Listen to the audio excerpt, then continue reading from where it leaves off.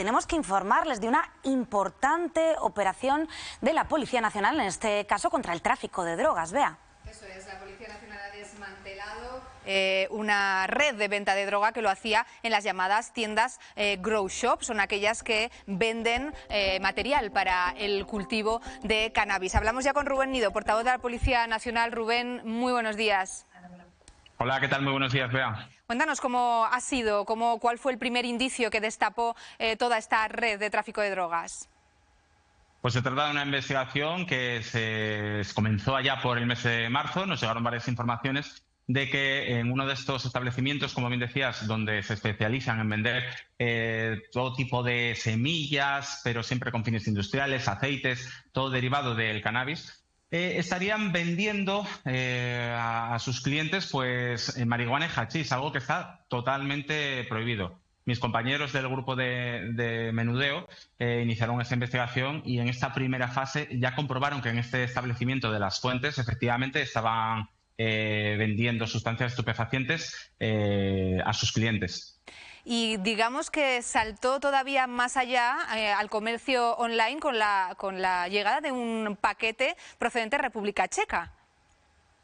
Sí, bueno, durante estas otras fases se intervinieron también, bueno, en total casi 40 kilos entre marihuana y hachís en todo Zaragoza, en 4 locales, también en Torrero, Miralbueno y Delicias. Y bueno, en la tercera fase ya, cuando se hizo un registro nuevamente en Las Fuentes, los agentes comprobaron que había allí un paquete que había sido recibido de la República Checa, un paquete convencional, de reparto convencional, y dentro de ese paquete pues se encontraba varios kilos de marihuana y hachís para vender al público. Utilizaban también, aparte de la tienda física, tienda online. Y en la tienda online tenía a la venta dosis para el público y siempre pues con esa premisa de que se vendía de una forma segura y que nadie iba a sospechar de que se trataba de drogas o sustancias estupefacientes.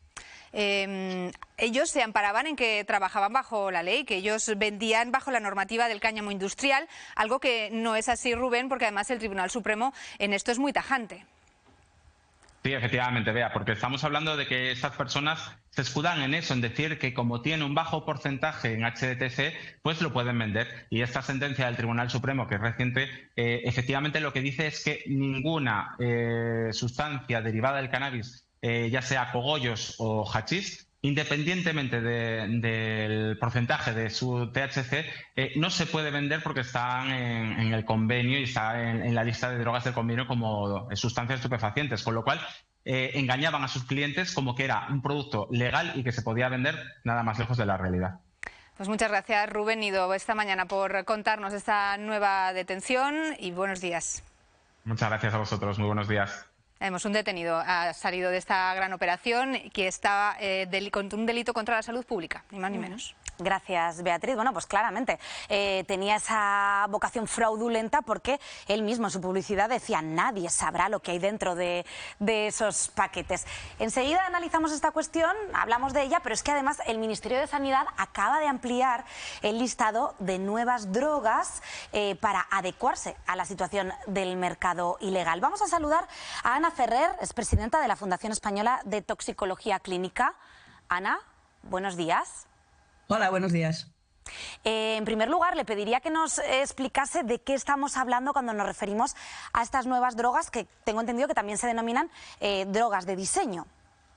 Sí, se lleva hablando de este tipo de sustancias muchos años y de hecho empezaron sobre todo en el entorno de las anfetaminas y son moléculas nuevas que se crean en laboratorios en síntesis donde se parte de una molécula anterior, por ejemplo del tetrahidrocannabinol del que se acaba de hablar ahora mismo, y añadiéndole o cambiándole algunos grupos funcionales de manera química se obtiene una sustancia que ya no es tetrahidrocannabinol, que es diferente.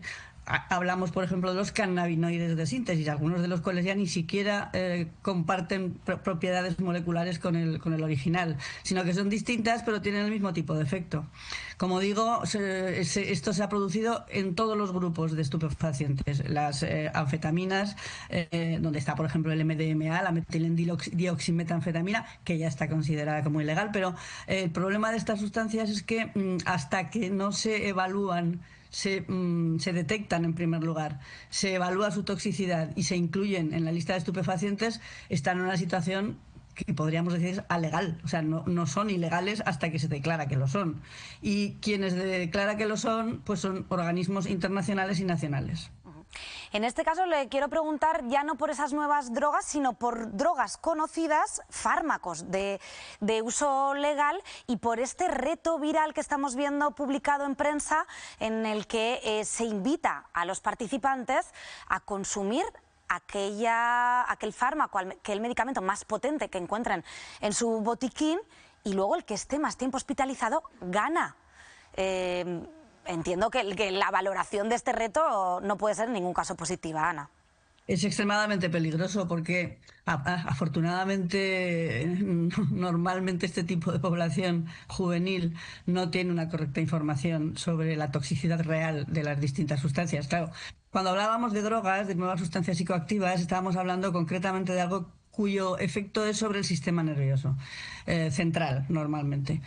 Fármacos hay de muchos tipos y no voy a mencionar ninguno porque, en efecto, hay fármacos que son perfectamente legales, pero que si se consumen a dosis tóxica pueden llegar a tener una gran toxicidad y por lo tanto una gran peligrosidad, con lo cual es algo, no es que sea desaconsejable, es que es una barbaridad.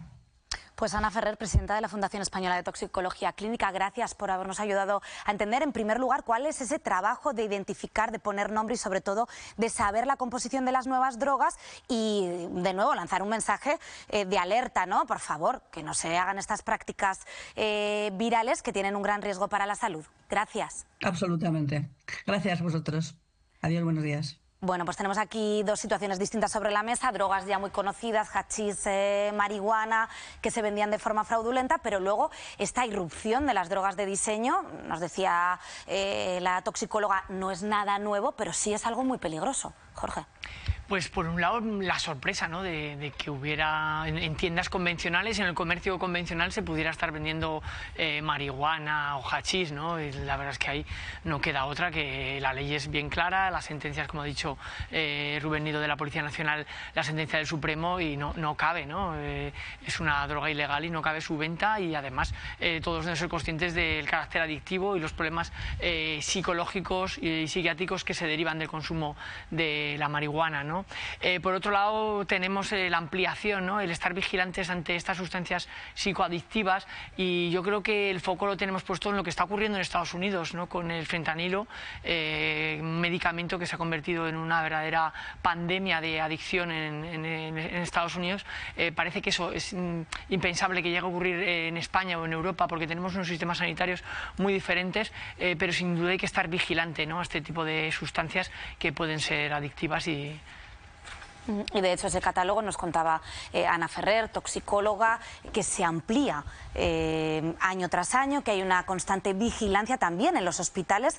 En este caso de la Comunidad de Madrid, los servicios de urgencia van a realizar análisis a los pacientes para ver cómo de integrada está, cómo de extendido está el uso de esas drogas de diseño, que ni siquiera quien las consume sabe exactamente qué llevan. Sí, los datos parece que apuntan a que efectivamente, sobre todo en los medios urbanos, está creciendo considerablemente el consumo de estas drogas sintéticas, que además resultan especialmente peligrosas porque, aparte de que no se sabe quién las consume, quién está tomando, son muy fáciles de modificar por parte de un laboratorio químico, como lo ha explicado la especialista. Entonces, es verdad que no estamos viviendo seguramente la plaga que se vivió en los años 80, sobre todo con la cocaína, con la heroína, que acabó causando la muerte a muchos jóvenes, pero sí que es verdad que los datos, algunos estudios que he leído últimamente, hablan de una banalización, por utilizar el término de Hannah Arendt, cierta banalización del consumo de drogas, por ejemplo, la marihuana que hablaba Jorge, o estas drogas sintéticas, ¿no? Entonces, este consumo banal, habitual, los fines de semana para divertirse, que igual me tomo una cerveza que me tomo una pastilla de no sé qué que me han pasado, creo que se está generalizando un poco. Y yo creo que como sociedad esta banalización del consumo de las drogas me parece que debería llamar a una reflexión más profunda, ¿no?